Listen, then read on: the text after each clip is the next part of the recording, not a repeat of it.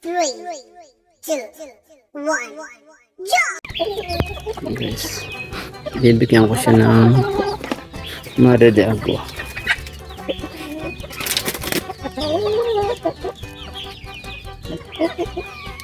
Tignan natin kung gano'n sila, gano'n nila kagusto Mare de Agua, guys. Mga Brahma.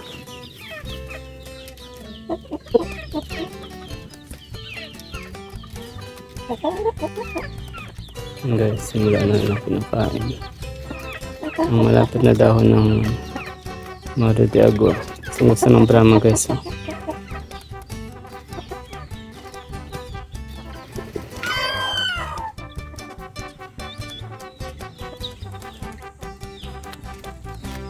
May sustansya kasi ito, guys. Nasa 18 to 20% ang protina niya. Kaya maganda magtanim nito eh. Kaya guys, nagpe-prepare na ako ngayon. Gusto ko na magtanim ng marami kasi start na ng tag-ulan eh. Para makatipid tayo sa pagkain, guys. Tingnan nyo. Kung marami kayo nito, malaki matitipid mo sa pagkain.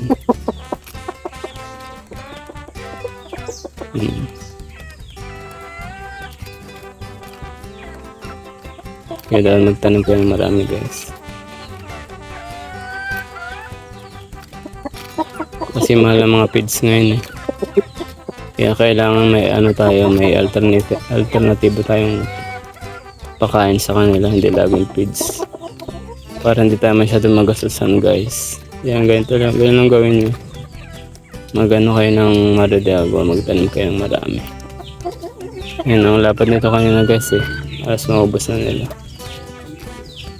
Yan.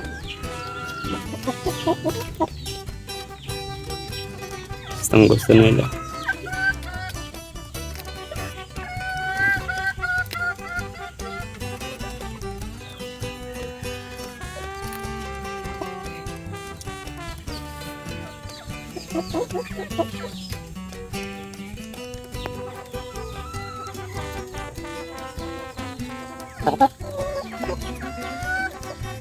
Basta tanggalin nyo lang yung guys, yung puti-puti.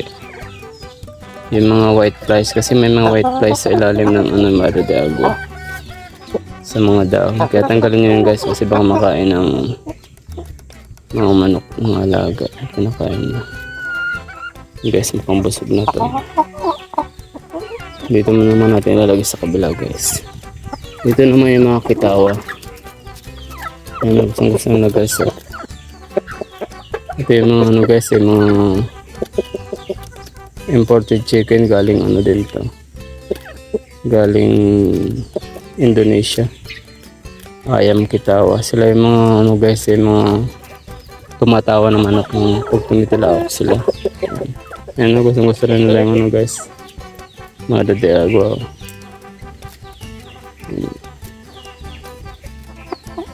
Yung guys, may mga puti yung may mga white flies yung Mare de Agua. Ayun na dapat yung matanggal. Yan, yung puti na yun, guys.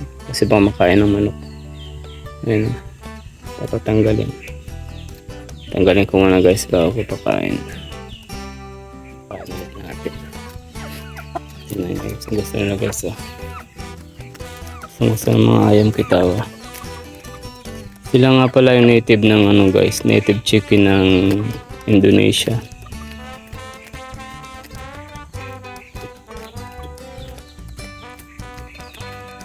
Hindi pa natitikman ng karne nila, guys, pero palagi ko masarap ang karne na itong mga toy kasi siya yung tawag dito, yung paa niya kasi kulay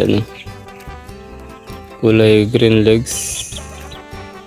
Pag ganyan daw kasi ang kulay, masarap yung karne. Kaya gusto ko silang paramihin, guys, at gusto ko nang tikman yung karne nila kung masarap ba guys, gusto nila yung Mare de Agua lang. Pwede na silang mabuhay.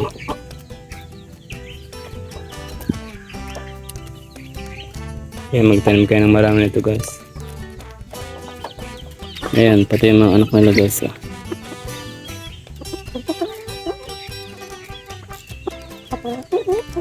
Pero hindi pa sila ganun kahilig sa bata pa sila guys. Pero kumakain din sila konti-konti.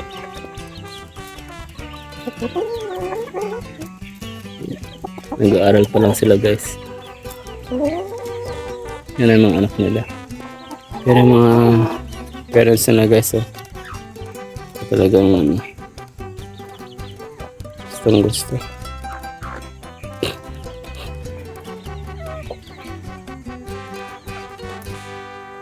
Talagang simot guys Ito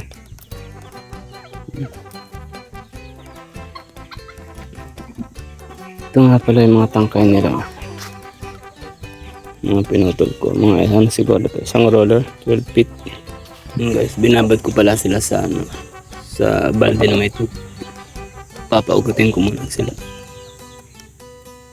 Kasi mas maganda guys yung may ugat muna bago ilipat bago itanim para sigurado mabuhay.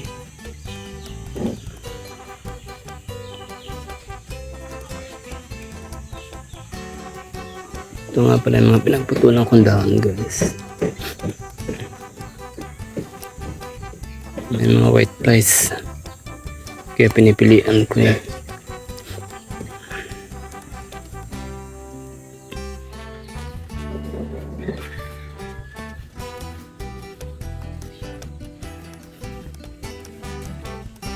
Dala silang tanggalin. Brasin lang sila.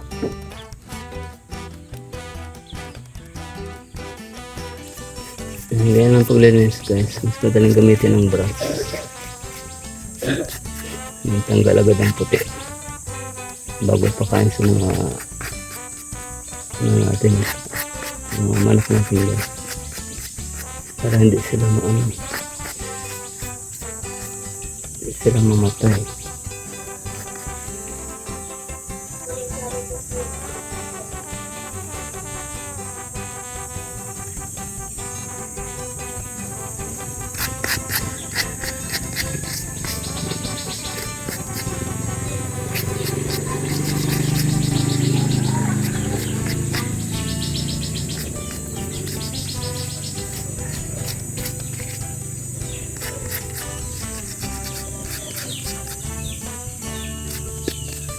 Ganun guys.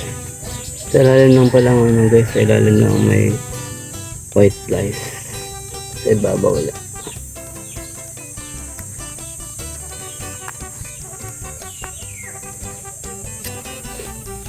Hindi na kadali. Gamit lang kayo ng brush. Kaya mahirapan maglinis ng white flies guys.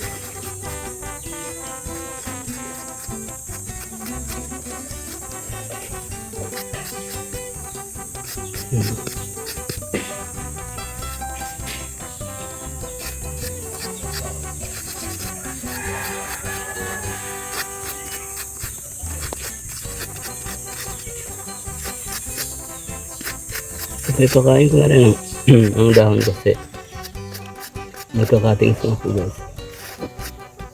Sayang yung dahon na naputol ko. Hindi ko mapakinabangan. Bawat ilalim may white rice. Kaya nilinisan ko guys.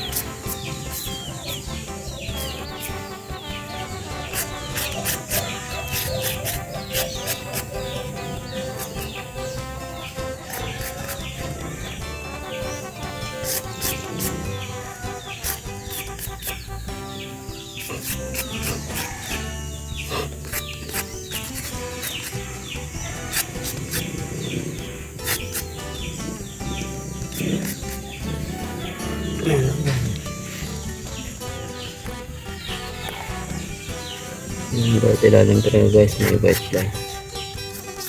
Pero konti lang naman, hindi ganun kadami.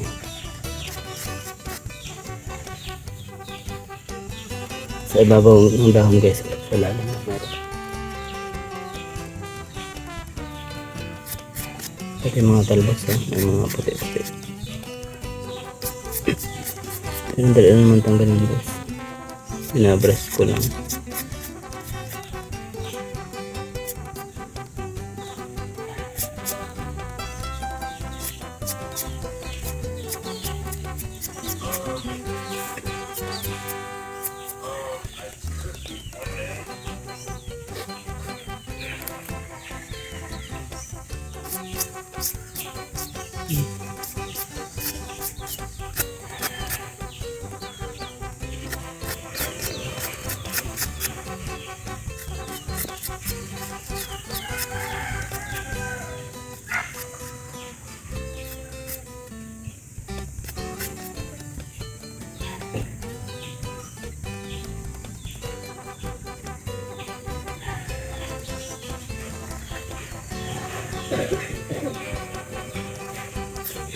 Puti.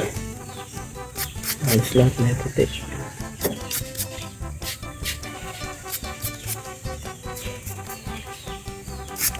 Tapos kung nanisan to guys, papakain ko ito. Parang di masayang yung dahon ng pinagkatingan ko. Ang makain ng mga alaga.